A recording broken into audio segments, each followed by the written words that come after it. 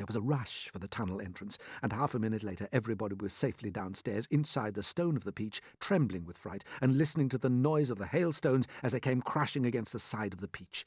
Oh, I'm a wreck, groaned the centipede. I am wounded all over. Why, serve you right, said the earthworm. Would somebody kindly look and see if my shell is cracked? The ladybird said. Give us some light, shouted the old green grasshopper. I can't, wailed the glowworm. They've broken my bulb. Oh, then put in another one, the centipede said. Be quiet a moment, said James. Listen, I do believe they're not hitting us any more. They all stopped talking and listened. Yes, the noise had ceased. The hailstones were no longer smashing against the peach. We've left them behind. Oh, the seagulls must have pulled us away out of danger. Hooray! Let's go up and see.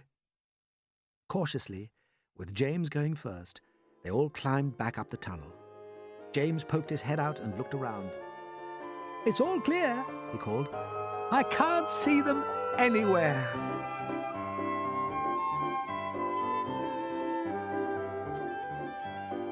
One by one, the travellers came out again onto the top of the peach and gazed carefully around. The moon was still shining as brightly as ever, and there were still plenty of huge, shimmering cloud mountains on all sides. But there were no cloudmen in sight now. The peach is leaking, shouted the old green grasshopper, peering over the side. It's full of holes, and the juice is dripping out everywhere. That does it, cried the earthworm. If the peach is leaking, then we shall surely sink. Oh, don't be an ass, the centipede told him. We're not in the water now. Oh, look, shouted the ladybird. Look, look, look over there. Everybody swung round to look. In the distance and directly ahead of them, they now saw a most extraordinary sight. It was a kind of arch, a colossal, curvy-shaped thing that reached high up into the sky and came down again at both ends. The ends were resting upon a huge, flat cloud that was as big as a desert.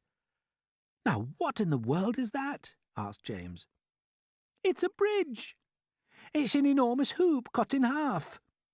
It's a giant horseshoe standing upside down. Stop me if I'm wrong, murmured the centipede, going white in the face. But might those not be cloudmen climbing all over it? There was a dreadful silence. The peach floated closer and closer. They are cloudmen. There are hundreds of them. Thousands. Millions. I don't want to hear about it, shrieked the poor blind earthworm. I'd rather be on the end of a fishhook and used as bait than come up against those terrible creatures again. I'd rather be fried alive and eaten by a Mexican, wailed the old green grasshopper. Please keep quiet, whispered James. It's our only hope. They crouched very still on top of the peach, staring at the cloudmen. The whole surface of the cloud was literally swarming with them, and there were hundreds more up above climbing about on that monstrous, crazy arch. But what is that thing? Whispered the ladybird. What are they doing to it?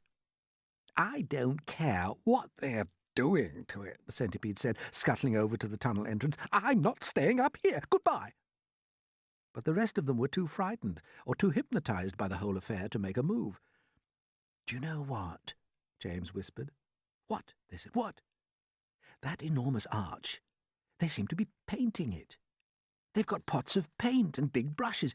You look. And he was quite right. The travellers were close enough now to see that this was exactly what the cloudmen were doing. They all had huge brushes in their hands, and they were splashing the paint onto the great curvy arch in a frenzy of speed, so fast, in fact, that in a few minutes the whole of the arch became covered with the most glorious colours. Reds, blues, greens, yellows, and purples. It's a rainbow, everyone said at once. They're making a rainbow. Oh, isn't it beautiful? Just look at those colours. Centipede, they shouted. You must come up and see this. They were so enthralled by the beauty and brilliance of the rainbow that they forgot to keep their voices low any longer. The centipede poked his head cautiously out of the tunnel entrance. Well, well, well, he said. I've always wondered how those things were made. But why all the ropes? What are they doing with those ropes? Good heavens, they're pushing it off the cloud, cried James. "There it goes! They're lowering it down to the earth with ropes." "And I'll tell you something else," the centipede said sharply. "If I'm not greatly mistaken, we ourselves are going to bump right into it." "Bless my soul, he's right!" the old green grasshopper exclaimed.